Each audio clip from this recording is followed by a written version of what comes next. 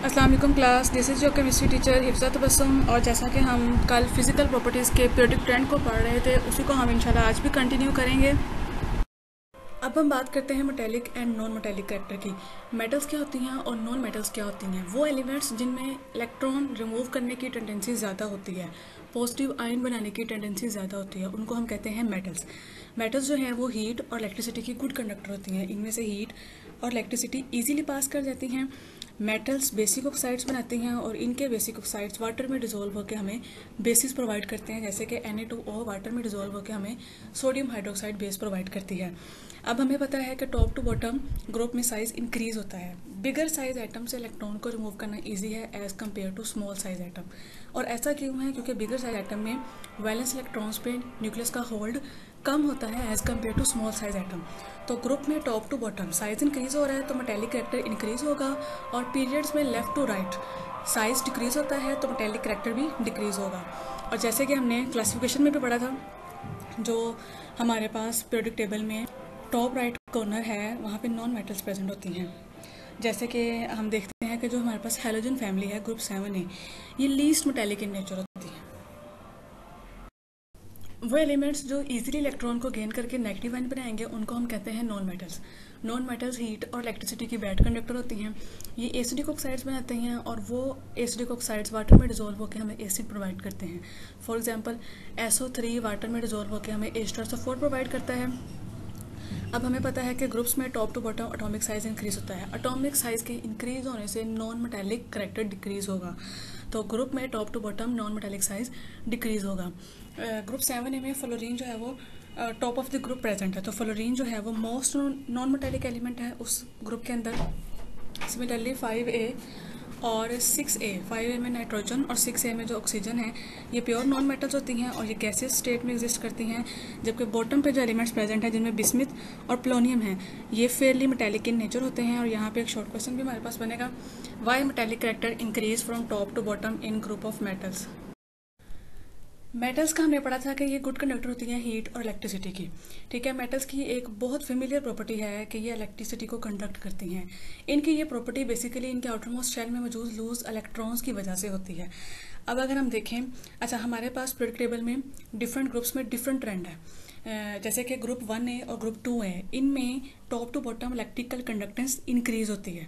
जबकि जो हमारे पास ग्रुप 1B है, इसकी मेटल्स को हम कॉइनेज मेटल्स कहते हैं। कॉइनेज मेटल्स, इनसे हम इनके सिक्के वगैरह बनाते हैं और इनकी इलेक्ट्रिकल कंडक्टेंस की वैल्यूज एक्स्ट्रा ऑर्डिनरली हाई होती हैं। अगर हम बात करें 6A और 7A की, जो कि हमारे पास नॉन मेटल्स एलिमेंट्स हैं और हमें पता है कि नॉन मेटल्स इलेक्ट्रिसिटी को कंडक्ट नहीं करती, तो इनकी इलेक्ट्रिकल कंडक्टेंस की वैल्यू बहुत कम है। इतनी कम है कि ऑलमोस्ट इनको हम नॉन कंडक्टर्स कंसिडर करते हैं। इसी तरह से अगर हम ट्रांजिशन सीरीज की बात करें तो इनमें इलेक्ट्रिकल कंडक्टेंस का जो चेंज है वो इतना एब्रप्ट है कि हम कोई जनरल पैटर्न या ट्रेंड सेट नहीं कर सकते कि इनमें लेफ्ट टू राइट या टॉप टू बॉटम किस तरह का ट्रेंड होगा। तो इनमें हम इनके एलिमेंट के लिहाज से इलेक्ट्रिकल कंडक्टेंस को बताते हैं, क्योंकि इनके अंदर जो चेंज आ रहा होता है वो बहुत ज़्यादा एब्रप्ट होता है, तो उसके लिए हमारे पास कोई जनरल ट्रेंड मौजूद नहीं है। अब हमने पढ़ा था कि इलेक्ट्रिकल कंडक्टेंस डिपेंड करती है अवेलेबिलिटी ऑफ लूज इलेक्ट्रॉन्स पे। अब कार्बन है, ठीक है, कार्बन के पास 4 वैलेंस इलेक्ट्रॉन्स होते हैं जो कि बॉन्डिंग के लिए मौजूद होते हैं। अब डिपेंड करेगा उस कंपाउंड पे कि उसमें कार्बन के पास लूज इलेक्ट्रॉन्स मौजूद हैं तो कार्बन इलेक्ट्रिसिटी को कंडक्ट करेगी। अगर लूज इलेक्ट्रॉन्स मौजूद नहीं है तो कार्बन इलेक्ट्रिसिटी को कंडक्ट नहीं करेगी। इसके एग्जांपल हम देखते हैं कि कार्बन डायमंड के अंदर नॉन कंडक्टर है, लेकिन ग्रेफाइट के अंदर ये गुड कंडक्टर है। ऐसा क्यों होता है? ऐसा इसलिए हो रहा है कि हमें पता है कि डायमंड के अंदर एक carbon atom 4 other carbon atoms के साथ कोवलेंटली बॉन्डेड होती है। इसके 4 वैलेंस इलेक्ट्रॉन्स जो हैं वो बॉन्डेड होते हैं। कोई भी लूज इलेक्ट्रॉन मौजूद नहीं होता जो इलेक्ट्रिसिटी को कंडक्ट कर सके। इसके तमाम चारों इलेक्ट्रॉन्स जो हैं वो टेट्राहेड्रली बॉन्डेड होते हैं और मूव नहीं कर सकते, जिसकी वजह से कार्बन डायमंड की फॉर्म में इलेक्ट्रिसिटी को कंडक्ट नहीं करती। लेकिन कार्बन ग्रेफाइट के अंदर इलेक्ट्रिसिटी को कंडक्ट करती है। और ऐसा क्यों है? क्योंकि ग्रेफाइट के अंदर कार्बन के पास relatively electrons, one of its electrons, 4 में से तकरीबन 1 इलेक्ट्रॉन फ्री होता है कि वो मूव कर सके, और इलेक्ट्रॉन के मूव करने को ही हम इलेक्ट्रिकल कंडक्शन कहते हैं। अब अगर हम देखें 4A के लोअर एलिमेंट्स को, तो वहाँ पे हमारे पास 4A के लोअर एलिमेंट्स टिन और लेड, ये फेयरली गुड कंडक्टर हैं।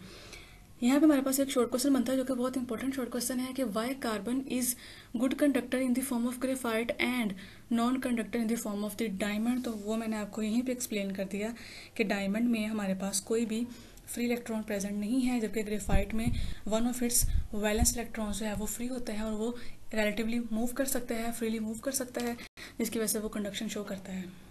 नेक्स्ट हमारे पास जो फिजिकल प्रॉपर्टी है वो है melting and boiling points. Melting and boiling points basically हमें बताते हैं कि एटम और मॉलिक्यूल कितनी स्ट्रांगली बाउंडेड हैं और उनको ब्रेक करने के लिए हमें कितनी हीट देनी पड़ेगी। अब हम देखते हैं इनके प्रोडक्टेंट को। अच्छा, मेल्टिंग और बॉइलिंग पॉइंट्स जो हैं वो डिपेंड करते हैं बाइंडिंग फोर्सेस पे, और बाइंडिंग फोर्सेस डिपेंड करते हैं नंबर ऑफ बाइंडिंग इलेक्ट्रॉन्स पे। अब अगर हम ग्रुप्स में प्रोडक्टेंट की बात करें तो हमारे पास पहले दो ग्रुप हैं 1A और 2A। इनमें top to bottom melting point और बॉइलिंग पॉइंट डिक्रीज होता है। क्यों डिक्रीज होता है? क्योंकि top to bottom atomic size increase हो रहा है और एटॉमिक साइज के इंक्रीज होने से melting point boiling point decrease हो रहे हैं। ऐसा क्यों हो रहा है कि जो लार्ज साइज एटम्स होते हैं हमारे पास उनकी बाइंडिंग फोर्सेस वीक होती हैं as compare to small size atom. यानी कि अगर हमारे पास एक स्मॉल साइज एटम है और एक हमारे पास लार्ज साइज एटम है तो लार्ज साइज एटम की बाइंडिंग फोर्सेस वीक हैं as compare to small size atom. तो ग्रुप में top to bottom size increase हो रहा है, तो साइज के इंक्रीज होने से लार्ज साइज एटम में बाइंडिंग फोर्सेस जो हैं वो वीक हैं, तो उनके मेल्टिंग और बॉइलिंग पॉइंट भी क्या हैं, कम हैं।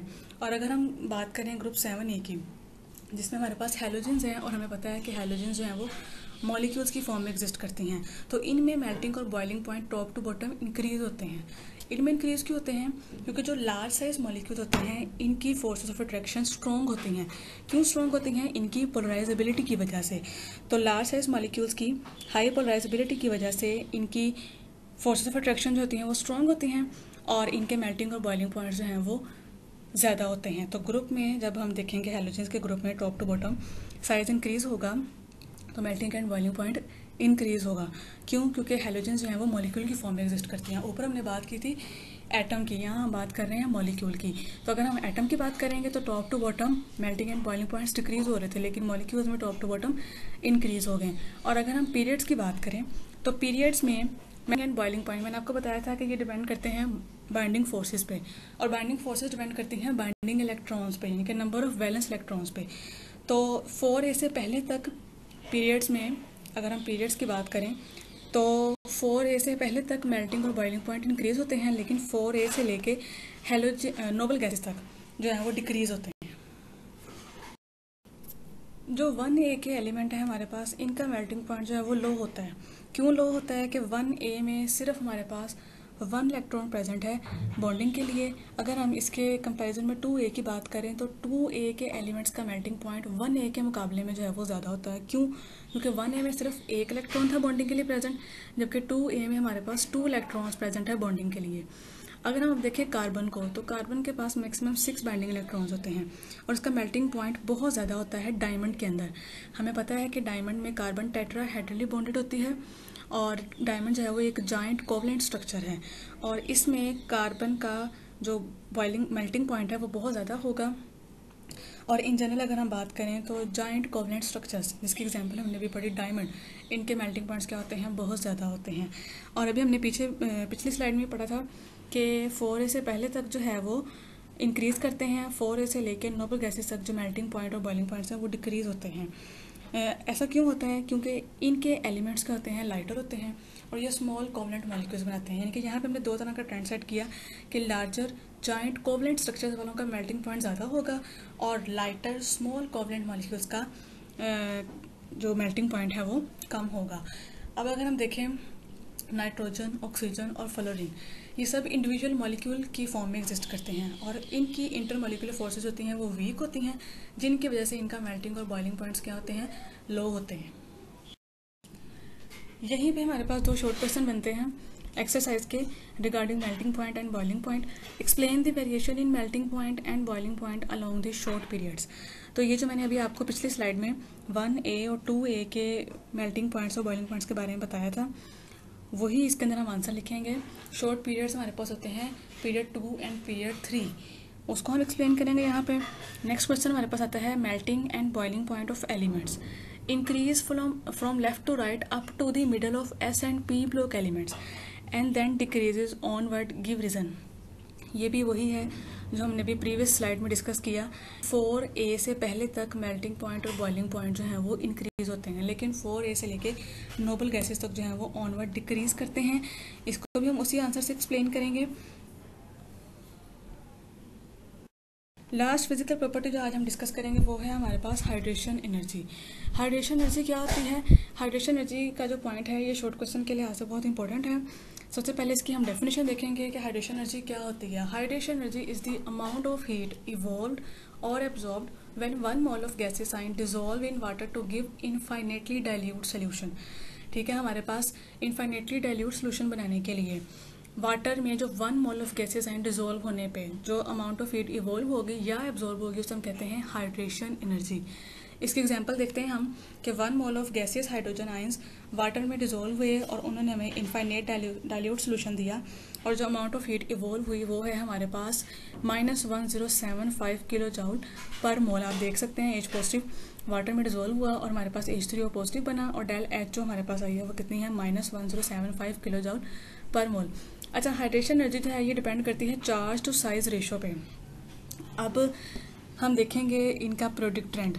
ग्रुप में charge to size ratio decrease होती है टॉप टू बॉटम। क्यों? क्योंकि top to bottom size increase हो रहा है, तो साइज जितना ज़्यादा होगा उतनी चार्ज टू साइज रेशो कम होगी।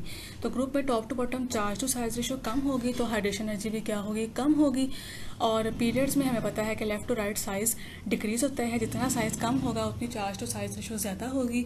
तो चार्ज टू साइज रेशो ज़्यादा होने से हाइड्रेशन एनर्जी की वैल्यू भी क्या होगी? ज़्यादा होगी। अच्छा, यहाँ पे हमारे पास एक शॉर्ट क्वेश्चन है एक्सरसाइज का ही, जिसमें हमारे पास लिखा हुआ है कि hydration energy of the ions are in the following order.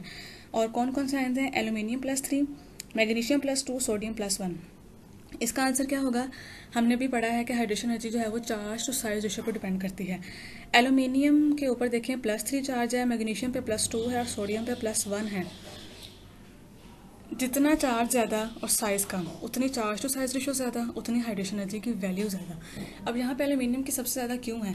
अगर आप देखें तो सोडियम, मैग्नीशियम और एल्यूमिनियम जो तीनों हैं वो सेम पीरियड से बिलोंग करते हैं, जिनमें सोडियम पहला एलिमेंट है, मैग्नीशियम दूसरा है और एल्यूमिनियम तीसरा है। यानी कि पीरियड में left to right size decrease होता है, तो एल्यूमिनियम का इन तीनों के मुकाबले में साइज सबसे कम और चार्ज सबसे ज़्यादा।